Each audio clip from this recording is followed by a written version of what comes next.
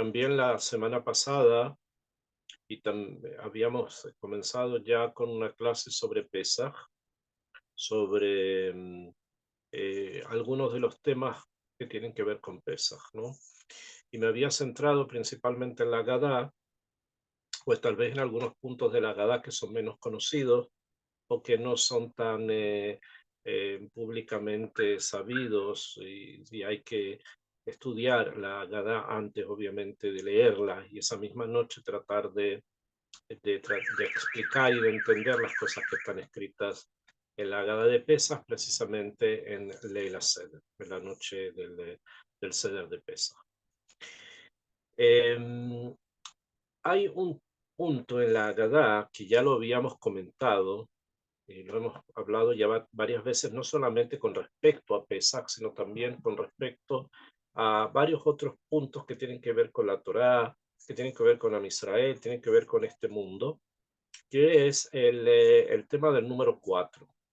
La Haggadah de Pesach gira en torno al 4, ya lo hemos visto, son 4 copas, hay 4 leshonot de Geulah, 4 expresiones de redención, son 4 los sabios invitados al Seder de Pesach de Rabbi Akiva en Bene Berak.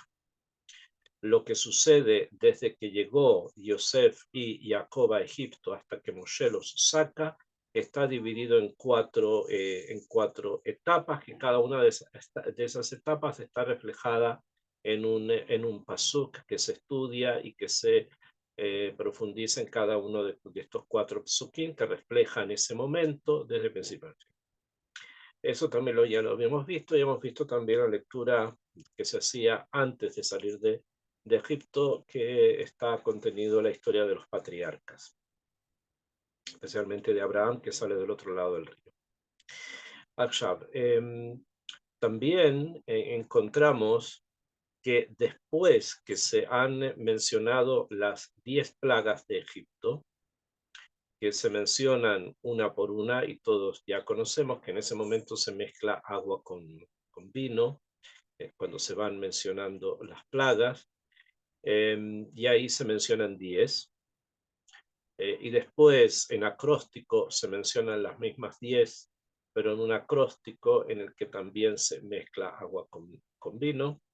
Después que está mencionado entonces que se ha estudiado, se ha dicho, comentado y se ha preguntado probablemente la noche del Seder sobre las 10 plagas, en ese momento, después de ese momento, la Haggadah trae 4 jajamim, 4 sabios, que 3 de ellos discuten en la cantidad de plagas que hubo en Egipto y en el mar. Vamos a hablar ahora de eso. Y el cuarto sabio habla sobre las 3 cosas que hay que decir, Pesach, Matzah, Maror, en la noche para poder cumplir con la obligación de haber recordado la salida de Egipto en esa noche. O sea, la mitzvah de la Haggadah, el mar. Ok, entonces después que ya vemos las plagas mencionadas una por una y en los acrósticos, comienza la Haggadah a hablarnos sobre estos 4 jajamín, los 4 sabios. Ya les dije, 3 de ellos discuten en la cantidad de plagas y el último, como viene a cerrar el Magid, viene a cerrar el punto del relato de la historia de la salida de Egipto, y con eso el Magid simplemente termina. Akshav, el primer jajam, se mencionan tres jajamí que discuten en la cantidad de plagas y el cuarto dice otra cosa. El primero de los 3 es Rabbi Yosé Aglili. Rabbi Yosé Aglili, y la Haggadah dice, Rabbi Yosé Aglili Omer.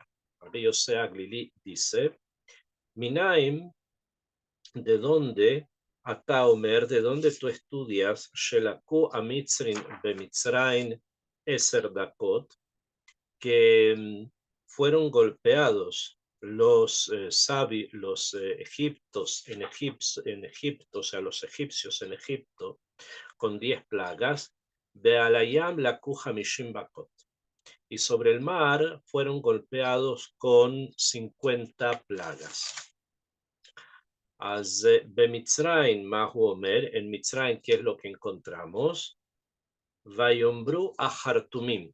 Dijeron los Hartumim, sea los sabios egipcios, los que se dedicaban a todas las artes y hechicerías. El Paró le dijeron al faraón, Etzba Elohim Hu. Esto es un dedo de Dios. Lo que está pasando es un dedo de Dios, o sea, es una fuerza sobrenatural.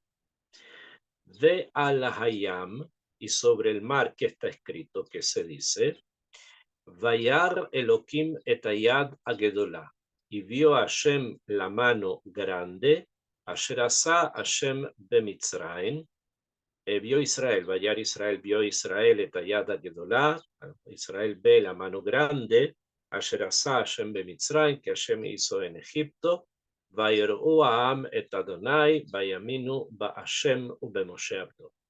Y tuvieron temor el pueblo en Hashem, y creyeron en Hashem y en Moshe su siervo.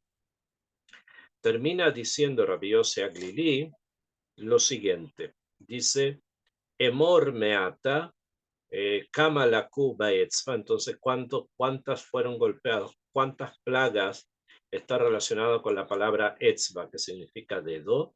10. Emor meata, estudia de acá o di de acá. Bemitzraim laku eser makot, en Egipto mismo fueron golpeados con 10 plagas. Beal hayam laku hamishim makot. Y sobre el mar fueron golpeados con 50 plagas. La explicación bastante simple es lo que nosotros conocemos de lo que está escrito en la salida de Egipto, en el Sefer Shemot. Dice que hubo 10 plagas, y sobre una de esas plagas los Hartumim dijeron que esa energía que se estaba aplicando en contra de Egipto provenía de un dedo, o sea, Etzva Elohim, o sea, un dedo poderoso, un dedo de Hashem, de alguna fuerza mayor que ellos denominaron en ese momento Elohim. Akshav. Entonces quiere decir que las plagas, entendieron que las plagas de Egipto, entendieron los sabios de Egipto, los que dedican a las artes y a las hechicerías, entendieron que esas plagas estaban siendo realizadas por una fuerza, una energía que se llama Etzrael. Akshav. En cambio, sobre el mar, o sea, cuando pasó lo de Kriyat Yansuf, que es con lo que termina realmente Pesaj, que es el último día de Pesaj, como también ustedes saben, que es cuando se cruza el mar de las cañas. Allí está escrito, Vayar Israel etayada gedolá, y vio a Hashem la mano grande. Entonces, hay una comparación entre un dedo y una mano. El dedo es uno, en cambio la mano tiene 5 dedos. Por lo tanto, en el mar, las plagas fueron 5 veces más. ¿Por qué? Porque en Egipto dice dedo, en cambio en el mar dice mano. Y de ahí entendemos que, como dice acá Rabbi Yossi Aglili, que en Egipto fueron golpeados por 10 plagas, pero en el mar fueron golpeados con 50 plagas, o sea, 5 veces más, en el sentido de que un dedo sea 10 y en el mar 5 veces más de 10 son 50. Ese es el estudio que trae Rabbi Yossi Aglili. Ok. Que es un estudio con que comienza el siguiente estudio de Rabbi Eliezer y de Rabbi Akiva, que son maestro y alumno. Y este primer estudio es el estudio más pashut, digamos, es el estudio más simple, que es el que podemos encontrar, si deducimos estas cosas, lo podemos encontrar en la Torah simplemente. Los otros estudios van a requerir una profundización en los pesukim. Sin embargo, antes de ingresar al resto de los estudios, lo que queremos hacer, lo que tenemos que tratar de entender es por qué las plagas, el castigo a los egipcios está dividido en 2 momentos. Uno es Egipto y otro es el mar. Así fue como ocurrió, ¿no? Primero en Egipto las plagas, y después el mar, donde también Egipto es golpeado. ¿Por qué se da precisamente de esa forma? ¿Por qué hay 2 momentos? Nosotros sabemos que históricamente, primero ocurrieron las plagas en Egipto y después el faraón, cuando se dio cuenta que Israel no volvía, entonces los persigue. Y es allí donde ocurre el milagro de Eliam Sufi y el faraón y su ejército perecen. Okay. Eso es lo que conocemos desde el punto de vista de la historia que pasa. Ahora, todas las historias que están escritas y descritas en el Tanaj obviamente tienen una explicación estrecha que es lo que se ve, se lee. ¿No? Sin embargo, tienen también una explicación más amplia. O sea, tienen una perspectiva más amplia de comprensión. Hay algo más que nos relata, que va, perdón, más allá del relato, que tiene obviamente una perspectiva a algo muchísimo, pero muchísimo más amplio. ¿Y qué es lo que se refiere acá? ¿O qué es lo que nos enseña en la medida que podamos entender este relato de dos momentos de castigo, en Egipto y en el mar? Cuando ocurren las plagas en Egipto, ocurren en un marco geográfico muy determinado, que a pesar que también contiene agua, como por ejemplo el golpe que se da al Nilo y que se transforma en sangre, pero el Nilo es parte de una tierra, o sea, el Nilo es parte de un país, como cualquier río. O sea, un río es parte de un país, está dentro de una definición de tierra. Y por lo tanto, las plagas que se golpearon, con las que fueron golpeados en Egipto, son plagas que están referidas o que están asentadas sobre el continente, sobre la tierra. En cambio, las plagas que fueron hechas en el mar, en otro elemento que es ya directamente el elemento agua, pero en forma esencial, representan un golpe distinto, un golpe diferente. ¿Por qué? Nosotros recordamos de la creación del mundo, que está escrito Bereshit bara Elohim et hashamayim ve'et haaretz. En el principio creó Dios los cielos y la tierra. Y la tierra estaba desolada y vacía, y había una oscuridad sobre el abismo, y el Espíritu de Dios sobrevolaba sobre la superficie de las aguas. Todo eso nosotros lo conocemos y lo sabemos. Sin embargo, nuestros jajamí nos han enseñado que lo que nosotros denominamos shamaim, o sea, cielos, además la propia palabra lo dice, sham, allá, maim, ahí hay agua. ¿Por qué? Porque Kadosh Baruj Hu separó las aguas que estaban por sobre el firmamento de las aguas que están debajo del firmamento, y ahí aparece justamente lo que conocemos como cielo, y después va a aparecer la tierra, van a aparecer los océanos y van a aparecer todos los demás componentes de nuestro planeta. Entonces, lo que nos quiere enseñar esto es que existen dos realidades materiales, la tierra y el cielo. Y en nuestro mundo, en el mundo que nosotros, dentro del cual nosotros vivimos, está la tierra, obviamente, que son los continentes, y está, el cielo lo vemos, pero hay un representante, entre comillas, de esas aguas que están por sobre el cielo, en aquellas aguas que se han reunido en nuestro planeta y han formado el mar. Por lo tanto, el mar, de una u otra forma, representa el cielo, representa ese cielo que está más allá del cielo, que no sé, más allá del firmamento que vemos. Por lo tanto, cuando hubo acá un golpe en Egipto sobre los egipcios, que eso se dio con las plagas, estamos hablando de un golpe material. Y ese golpe material está dividido en 10, que obviamente tiene cada uno de ellos también contenidos espirituales muy profundos, desde la sangre, sefardea, quinim, etc. Pero cuando los egipcios fueron golpeados en el mar, o sea, en el mar de las Cañas, el golpe fue mucho más profundo, porque no fue solamente a lo material de la Sitra Ájara que era Egipto, sino que el golpe allí en el mar fue aquellas fuerzas espirituales negativas que son las que dirigen a la nación que conocemos como Egipto y todos aquellos que de alguna u otra manera han perseguido lo mismo a través de la historia. O sea, que el golpe en Egipto fue a la parte externa de la Sitra Ájara y el golpe en el mar fue a la parte más interna de la Sitra Ájara.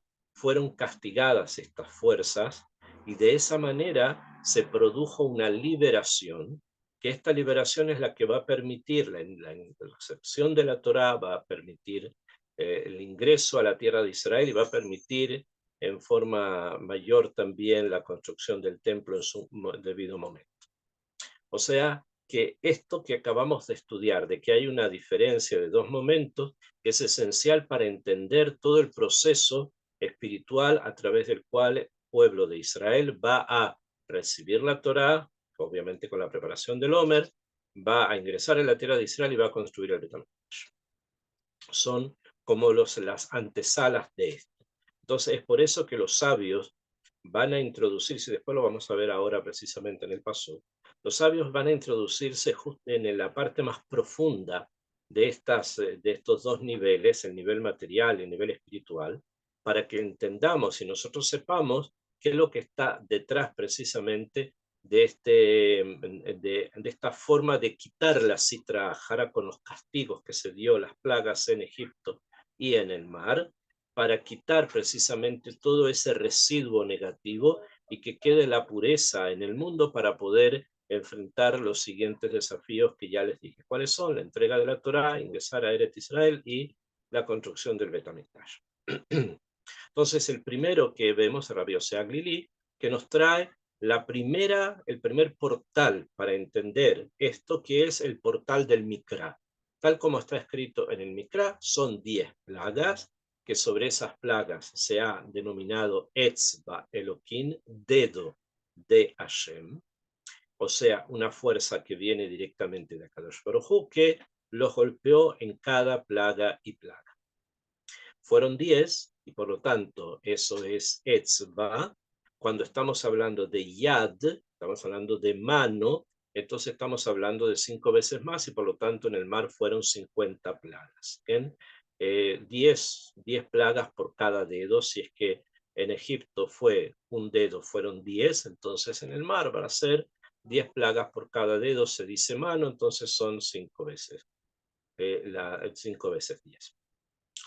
Ok, la imagen es obviamente metafórica, pero queremos también explicar qué es lo que significa el dedo y qué es lo que significa la mano.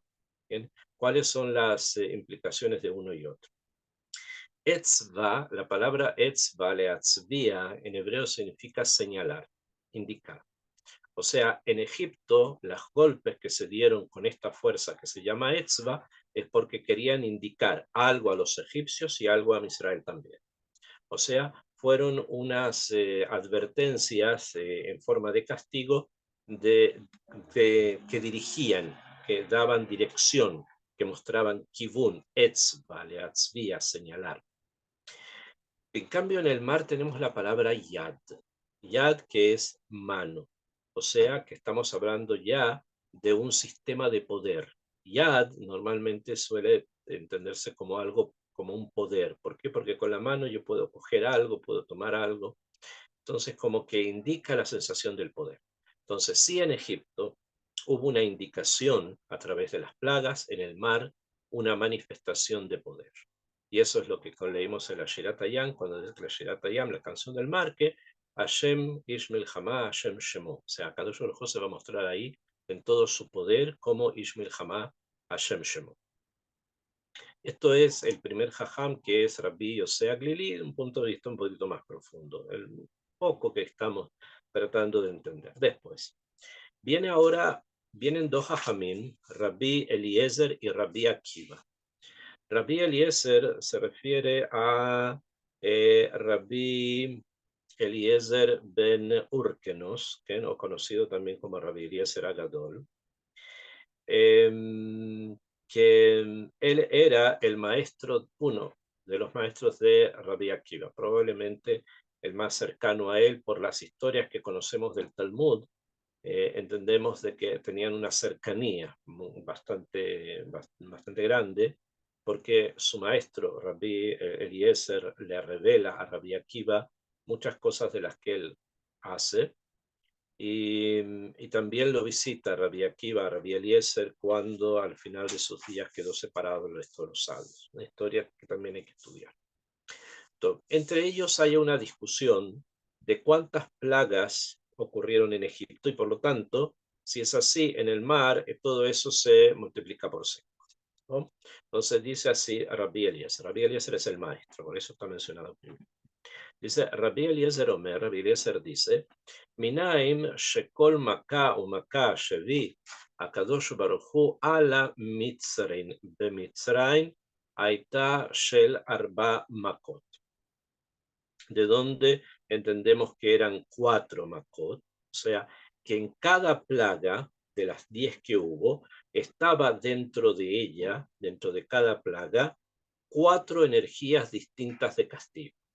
O sea que la primera plaga, la plaga de sangre, no era solamente la descripción física de que no podían beber agua y todo era sangre, sino que además están presentes dentro de esa plaga 4 energías de castigo, 4 formas en que de punto de vista también práctico y emocional y psicológico, también cada una de las plagas tenía una connotación de destrucción de un mundo entero que los egipcios tenían, y que las plagas estas, en cada una de una perspectiva distinta, los golpeaba 4 veces.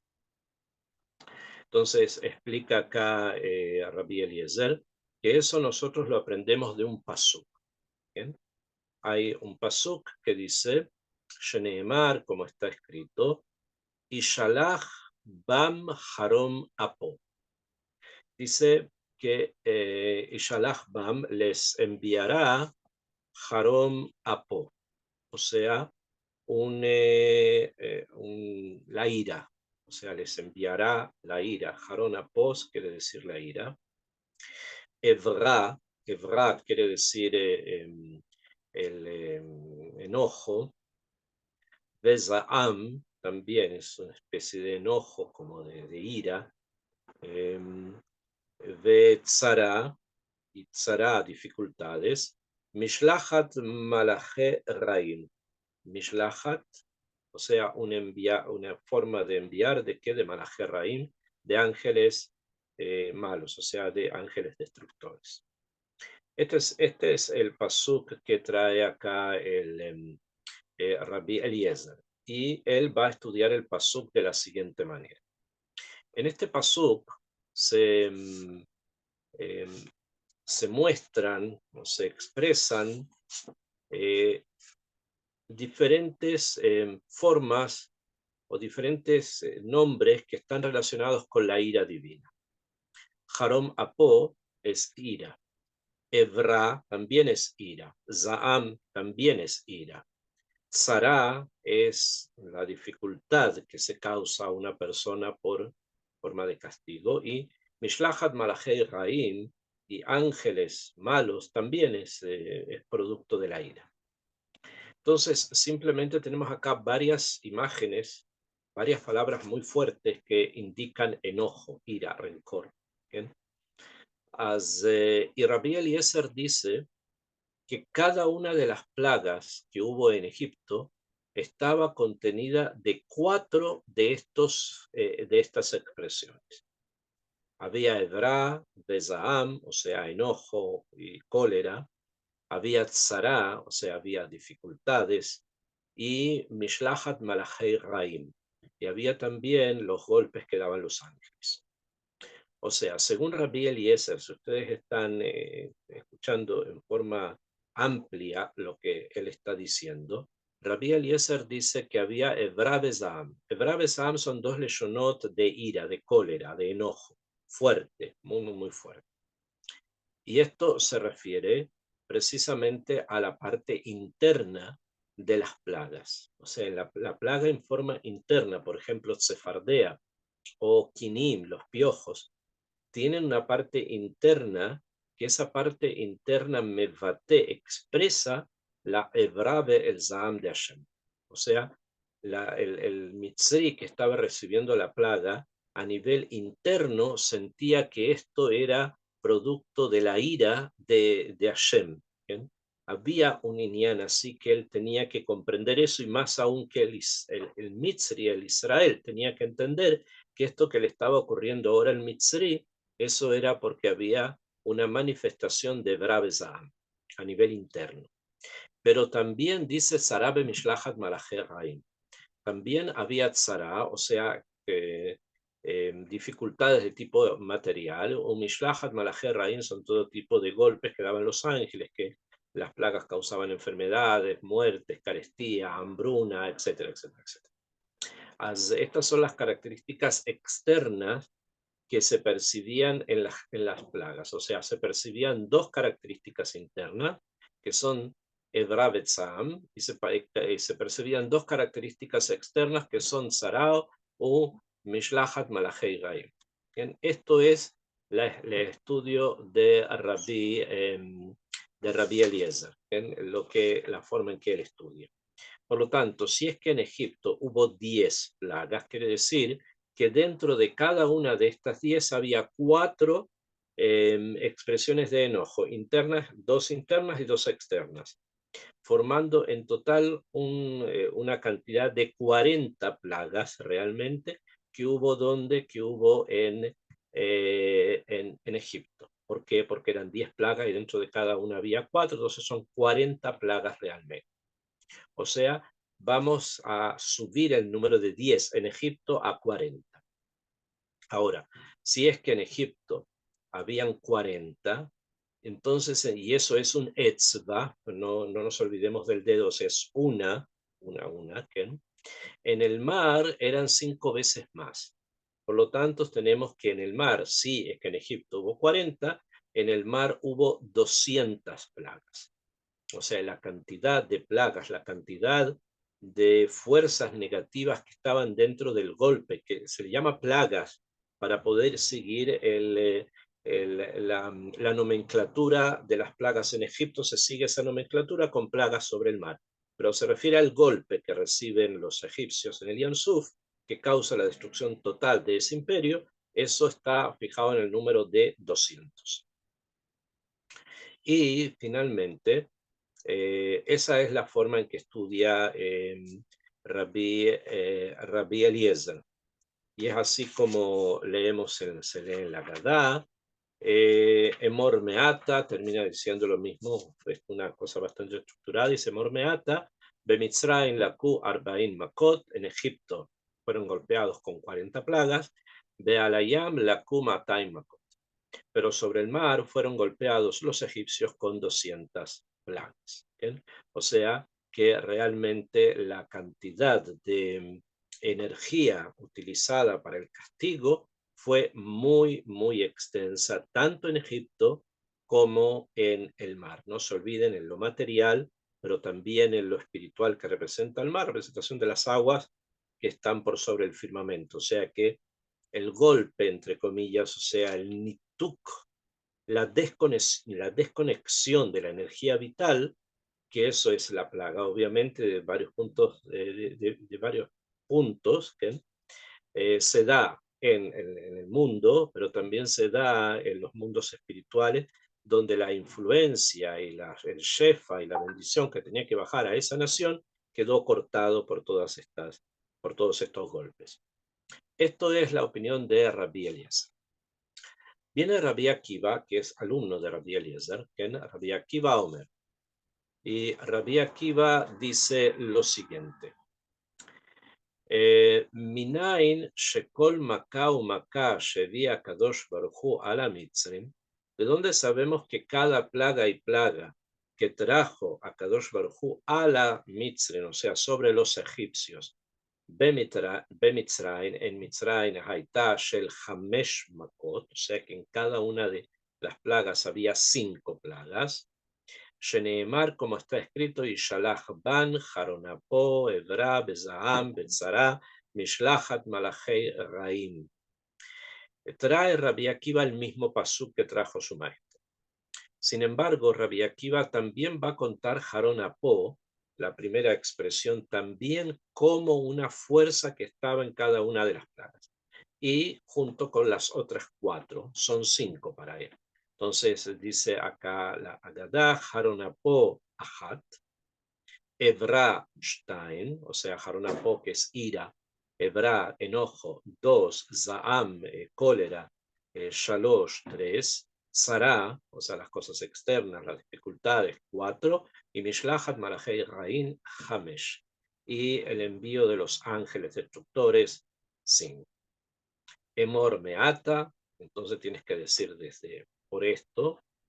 Bemitzraim laku Hamishim Makot, en Mitzraim fueron en total 50 plagas, porque ya sabemos, cada dedo, o sea, indica, o sea, era un dedo todo, que indica que eran 10 plagas. Dentro de 10 plagas había 5 energías, por lo tanto tenemos en total 50 en Egipto, y obviamente 5 veces más de Alayam la Hamishinu Matain Makot.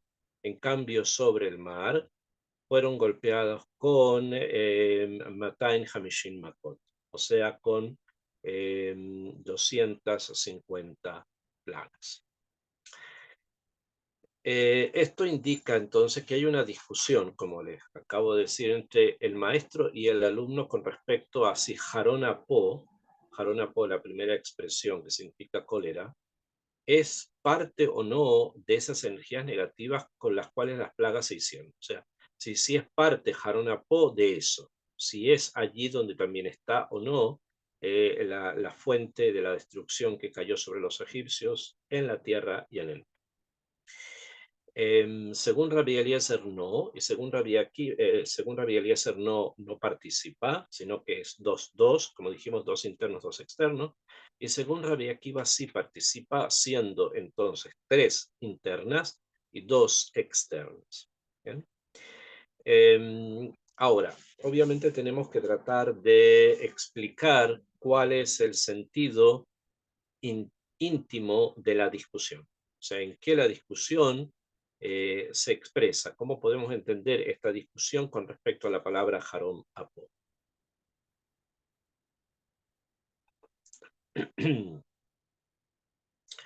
Y para eso vamos a tener que explicar realmente qué es lo que significa Harom Apo. ¿Qué es lo que es Harom Apo? Normalmente se suele traducir con ira, ¿no? Pero es algo más, es algo bastante más profundo, que es lo siguiente. Entre las características, porque no es que Akadosh Baruj Hu tenga comportamientos, entre comillas, sino que son formas en las que se maneja el mundo, existe Harón Apo y existe Ere Hapaim.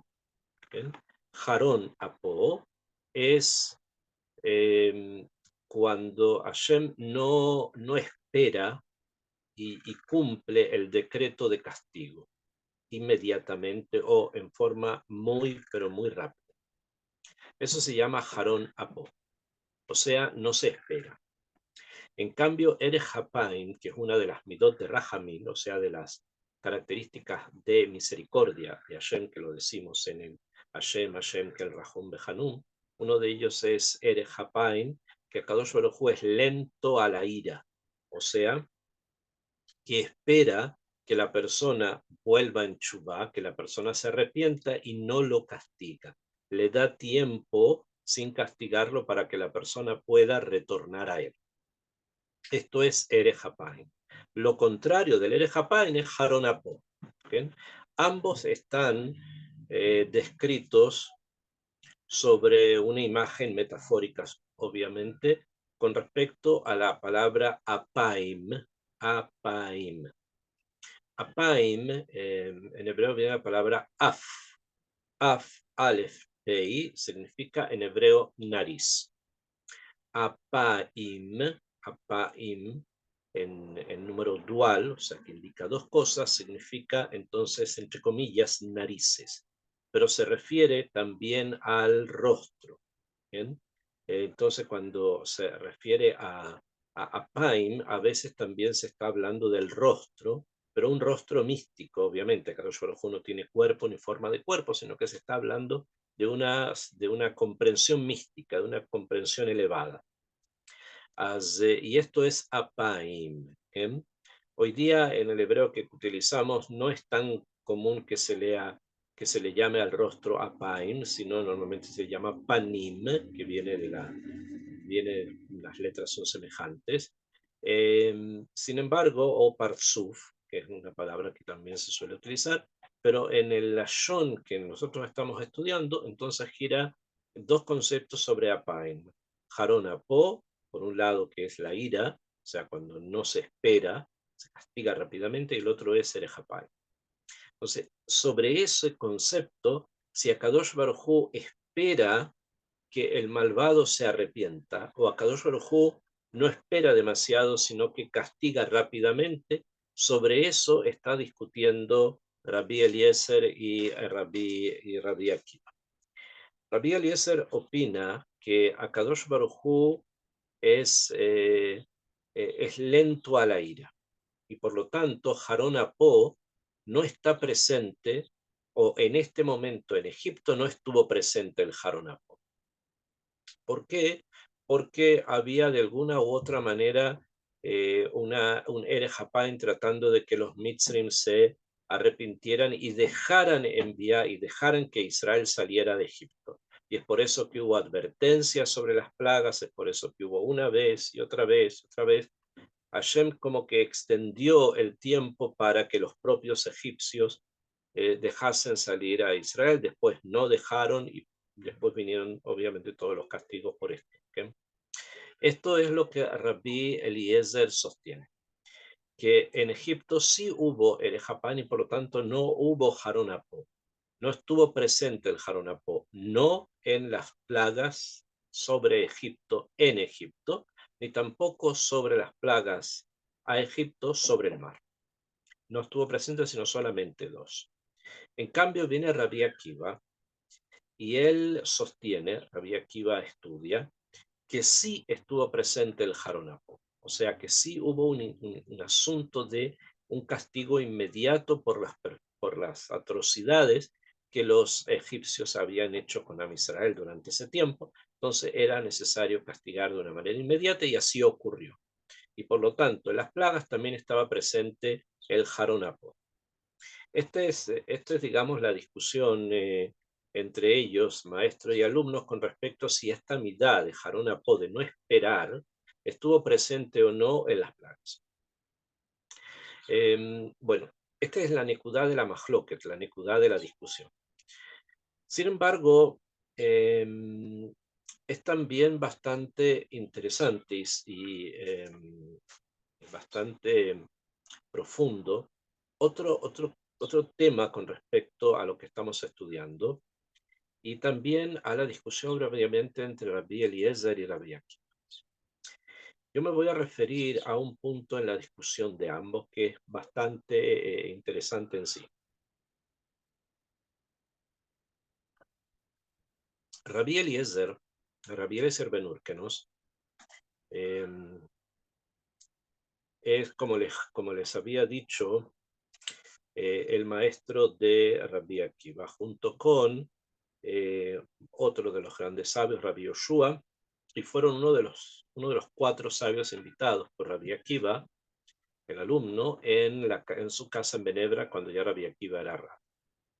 Invitó a dos de sus maestros, a Rabbi Eliezer y Rabbi Yoshua, y invitó a dos personas que habían participado también en la boda de los Korbanot en el templo antes de ser destruido. Y ese es el Maaseh de Rabbi Eliezer, de Rabbi Yoshua, que nosotros escuchamos al principio de la Haggadah. Rabbi Eliezer Ben Urkenos fue una persona de una sabiduría muy profunda y que no siempre lograron sus pares llegar a entender en forma completa o opinaron que en los lugares donde llegaba Rabbi Eliezer Ben Urkenos puede ser que no necesariamente deberían ser una propiedad de todos, sino que solamente para personas de gran sabiduría y kedushá. Y por lo tanto, no siempre muchas de las cosas que él enseñó o que dijo estuvieron de acuerdo con él. Y uno de estos puntos, donde justamente está uno de los puntos de la discusión, no es el único lugar, hay muchos más, es precisamente en el Harón Apó, si hubo Harón Apó en Egipto o no hubo Harón Apó en Egipto. Y esto se basa también en una forma que tiene Rabbi Eliezer Ben Urkenos de percibir las energías divinas en el mundo.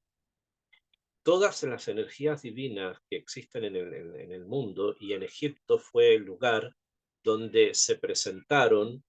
Los egipcios recibieron castigos materiales y espirituales, como acabamos de decir, internos y externos, y Am Israel comprendió también realidades profundas, internas y externas.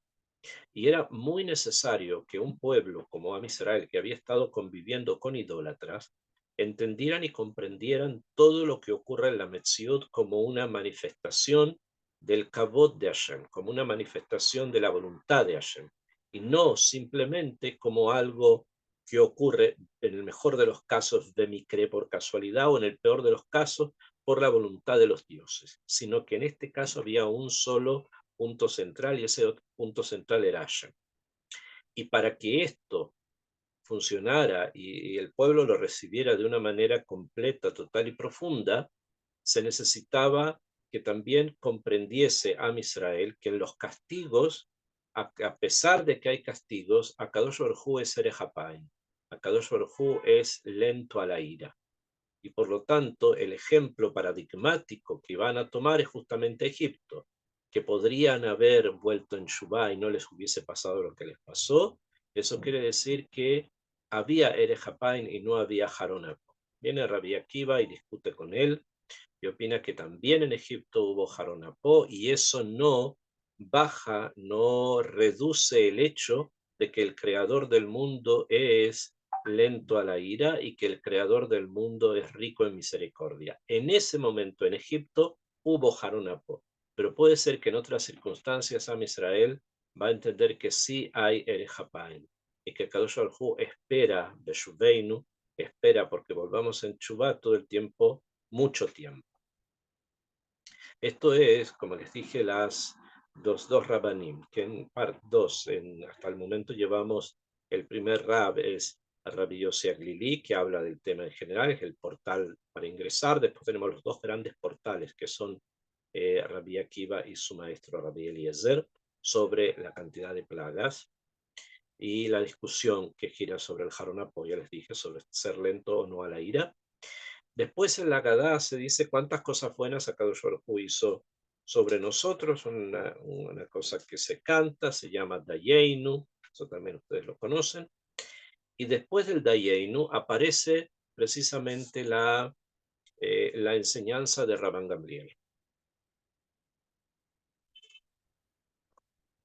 La enseñanza de Rabban Gamliel es muy importante, con él termina el Magid prácticamente, y es el cuarto sabio que se va a mencionar después de las plagas. No nos olvidemos, tengámoslo presente para que podamos hablar de esto y para que podamos hacer otras preguntas si nos surgen sobre la estructura de la Haggadá en cada una de sus partes, y sobre la estructura de la Haggadá precisamente en este tema. Dice la Haggadá así: Rabban Gamliel Ayaomer. Rabban Gamliel decía: Kol shelo amar shlosha devarim elu bepesach. El que no dice estas tres cosas en Pesach, lo yatsa yedei chovbato, no cumplió con el deber de la noche. Be'eluhem, ¿cuáles son? Pesach, matzah, humaro. Pesach, matzah, humaro. Eso lo dice Rabban Gamliel, que era un descendiente de Hillel Azaken, que lo vamos a encontrar más adelante en lo que se llama el Korej. Después de que se pasan varias cosas, y se habla se dice en Teilim, después nos enfrentamos al Maror, después del Maror pasaron varias cosas, ustedes ya conocen, llegamos al Korej, se hace Motzi, Matzah, llegamos al Korej. El Korej es un sándwich que se hace en el cual se pone matzá, maror y el Corban Pesach cuando había Corban Pesach. Hoy día se suele poner un poco de jaroset a la lechuga cuando se dice eso. Antes de que leamos lo que dice o cómo explica Rabban Gamliel los tres puntos esenciales de la noche del Pesach, dice en el Korej, Zecher le Mikdash. El Korej, o sea, como sándwich, era recuerdo de qué, del Mikdash, recuerdo del templo. Ken azá Hillel azaken. Así hizo Hillel, Bisman Shebet HaMikdash haya kayam. Cuando el templo estaba construido, que Hillel lo vio, allá Korej, él solía Korej, o sea, poner juntos, Matzah Umaror, Pesach Matzah Umaror, Pesach Matzah Umaror, Beogel Beyajat, y los comía juntos, o sea, la carne asada, las lechugas y la matzá que los tomaba con ellos, le cayen Masheneemar para cumplir lo que está escrito, al matzot umbrorim yochluku. Con matzot y con maror lo comerán. ¿A qué? Al korban pesa. ¿Bien? Se comerá entonces juntos. ¿Por qué? Porque de esa forma todas las realidades de la noche van a ingresar dentro de mí. Eso es la idea clalí de Hillel Azaken, y viene su descendiente, Rabban Gamliel, y dice que el que no dijo Pesach Matzah Maror no va a cumplir con la noche. O sea, el antepasado hablaba de la comida en conjunto de estas tres cosas, y el Rabban Gamliel, que ya vivió después de la destrucción del templo, obviamente, está hablando de mencionarlas, o sea, de nombrarlas. ¿Por qué? Porque ya en la época de Rabban Gamliel ya no había templo, entonces no podía continuar haciendo lo que hacía su antepasado. Hoy día nosotros lo hacemos, el Korej, de una manera suficientemente eh, particular como para que simbolice lo que era realmente. Pero lo que hacía Hillel era algo concreto. Lo que su descendiente va a hacer, que es Rabban Gamliel, es algo a través del dibur. O sea, la acción, el maasé de Hillel en Rabban Gamliel se transforma en dibur. O sea, se transforma en decir, en mencionar. ¿Y qué es lo que menciona? No vamos a leer todas las tres partes porque es bastante extenso, no demasiado, pero digamos quiero mencionar las ideas principales. ¿Qué es el Pesaj? Pesaj es la carne asada, el Corban. Ese es el Corban. ¿Y por qué se llama así? Porque Akadosh Baruj Hu salteó. Pesaj, lipsoach, en hebreo significa saltear. Este sí, este no, este sí, este no. Y en la noche de la plaga de la muerte de los primogénitos, las casas de los hebreos que tenían sangre del Corban Pesaj, esas casas eran salteadas por Hashem y ahí no morían los primogénitos. En cambio, en las casas de los egipcios, que ahí obviamente no había no Corban y no Pesaj y no nada, y no Matzah y no Maror, ahí sí morían los primogénitos. Entonces, en recuerdo de eso, en recuerdo de esta salvación que hizo Akadosh Baruj Hu, que los primogénitos de Israel se salvaron, por, por el cumplimiento de la mitzvah, entonces lo recordamos esto en la noche del Seder de Pesaj como Pesaj, Pesaj porque salteó. ¿Salteó en qué momento? En el momento de la plaga de la muerte de los primogénitos. O sea, ese es el icar de lo que tenemos que decir. O sea, aunque lo sepamos que es así, en la noche de Pesaj tenemos que decirlo, hay que decir, este Pesaj es porque el verbo significa saltear y qué salteó y por qué salteó, etc. Eso es lo mínimo que hay que saber. Después de eso viene Matzah. Entonces también explica por qué la comemos. Entonces dice Rabban Gamliel lo siguiente, dice, al Shumah shelo ispik betsekam shel aboteinu leachmitz, porque no alcanzó la masa de nuestros padres a fermentar, en Melech Malchea Melachim, y en ese momento apareció el rey de reyes, Akadosh Baruj Hu Gealam, y los obligó inmediatamente a salir, o sea, fue algo vejipazón, fue algo muy rápido, por lo tanto, las masas no lograron fermentar. Beyofu etabatse kasherotziu mimitzrain ugot matzot. Y por lo tanto, como tenían que rápidamente irse, no pudieron esperar a que fermentara el pan y lo cocinaron de esa forma. Lo hornearon como estaba y resultaron ugot matzot. Salieron el pan de matzah, que es el que nosotros comemos y conocemos en Pesach. Kilo hametz, porque esto no fue hametz. Ki gorshu mimitzraim velo yachlu leitem mahamea, Begam Tzedalo a su lahem. Como tuvieron que irse muy rápido, Entonces no tuvieron posibilidad de esperar a hacer panes leudados, y además tampoco habían tomado otra sedá, otras provisiones para el camino más que estos ugot matzot, o sea, este pan que sin haber leudado lo pusieron al horno para poderlo cocinar, hornear y de esa manera llevárselo y comer. Ok, esa es la matzá. Ese es el tema pashut de la matzá, y eso es lo que hay que decir. No se olviden, hay que decirlo. Aunque lo sepamos, es necesario decirlo. Y finalmente, maror ze, este maror, se refiere a la lechuga, que normalmente es lo que tomamos. Sheanu ochlim al shumma, ¿por qué lo hacemos? Dice, al shum shemareru a mitzrim et haye abotenu bemitzrayim, porque los egipcios amargaron la vida de nuestros padres en Egipto.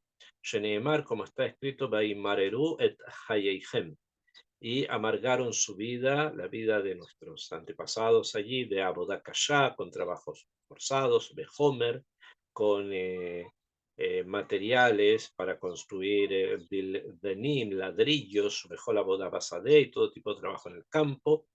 Et kol abodatan asher abdu bahem, para todos los trabajos los que tuvieron que trabajar en forma forzada. Bueno, este es el motivo del maror, la amargura que sufrimos en Egipto por los trabajos y por la esclavitud. Ok, estos son los 3 puntos y están expresados acá.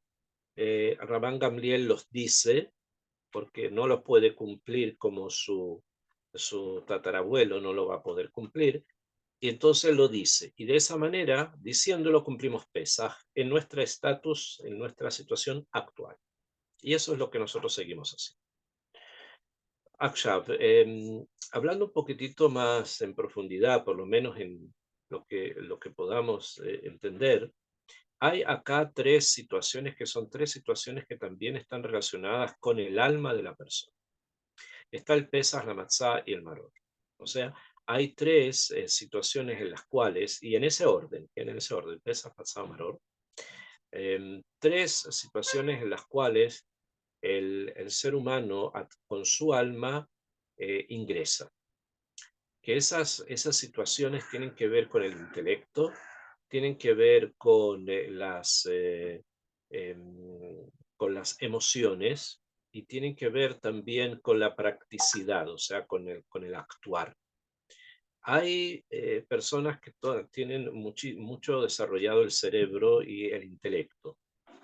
Y aquellas personas están siempre conectadas con Akadosh Baruj Hu a través del intelecto.